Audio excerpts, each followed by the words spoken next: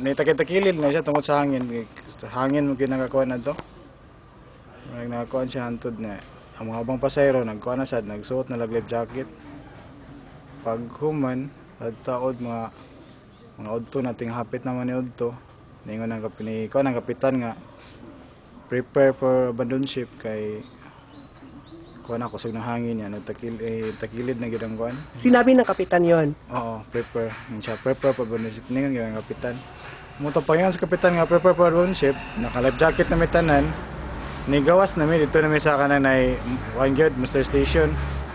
Muto nagpakuan dito kusog ang uwan nagpaabot na lagi mi nga kuan ni takilid naman man naganamnam takilid ang barko hantod nga pagka kuan na gid niya ni tumba na gid siya muto isa may nangambak na mitanan Tumalon po kayo. oo So pagtalon niyo po yung totoo ba yung mas parang bundok daw yung oo mas parang bundok habog tong way. mga kuan bawod dakon magod ang bawod gud niya plus uwan mas kuan niya bisan ganig mambak ka surti lang ay ko kay nakagunit ko life prop pero kuan manod mga ko bisan kustungod sa dako sa bawod ba muto nakakuan ko life prop nakahawid ko surti lang ay kay nakahawid ayun moto nga nagpa mo ka sa kades life prop mga 4 to 5 hours pa ko nakakuan nagbitay lang ko sa life prop anod lang mi dito ato paghapon ningon upat na mi dito 5 mi sa life prop nga naghawid nabanlas ang usa nya ningon lang ang katong nay usa na kauban nga ning kamot lang migsaka kay hapit na mungit-ngit luya na sad mi mo to nga surtian lang sad nga nakasakal mi nakakuan mi mo to naapil mi sa kuan 30 ka buok mi nga sakay sa life raft 28 ra ang kuan nakasurvive yun Pero yung mga ibang mga tao nasa loob pa rin sa barko.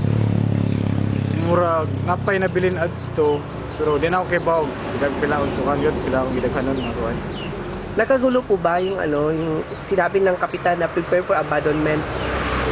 dito sa accommodation sa tourist nanghilak ang mga bata pero okay raman ang pasahero dito kay nakagawas man gid mi tanan kuan man kay naman ang exit niya okay raman ang kuan Asa ba nagkaato sa economy or sa tourist sa tourist? Tourist nga kuan So lahat kayo doon nakalabas? Yan isakam dito naman ko nag-standby sa tourist. Nagagawas mi na katong kauban ako, nagagawas naman to. Naka-life jacket sad. Pero pag inambakay na wa na ako kay bog asa sila dapit na kuan. Asa dapit na nga padpad kay kusog naman dagko naman kay ang bawd. So ngayon anong pakiramdam na isa ka sa mga maswerte na naging survivor? Pasalamat na sa Ginoo po nga na sortian pod kuan murag medyo kuan pod lipay nga ambot sagol pa kuan kamay Sakay ka pa ng barko. Sakay pa. sakay lang yapon na ni So nakatulong ba yung di ba seaman ka? So nakatulong yung mga training Oo, yung training. dito sa life prop amo na dito na kuan na sa pagkuan kay mga kinahanglan man ang balancing gid sa life prop mo tayo mong gibuhat nga parang kusog sa baw di siya dali kani katumba gani di siya yung nga mayabo mi kay tungod kay kailangan kuan gid tanan pareha ang gibog aton sa sikagilid-gilid ba kay kung asa ang hapak ang bawod makakuan mi makabalance na mi dili nga ugaan pikas ug hapakon ang bugat nga side so ang bugaan nga side may bugat pikas mo na tendency nga mayabo. Pero sa yung pangyayari po, ano po yun?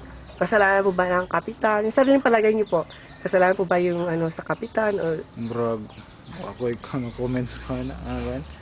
Kay di man sa tamang kaingon po nga sa askaan, ambot lang. Kay di man sa takakuan kay kuan gud. Sagi ko na to. Sa mga gaka na lang ato, sa ilang investigation lang ato. Sige pa.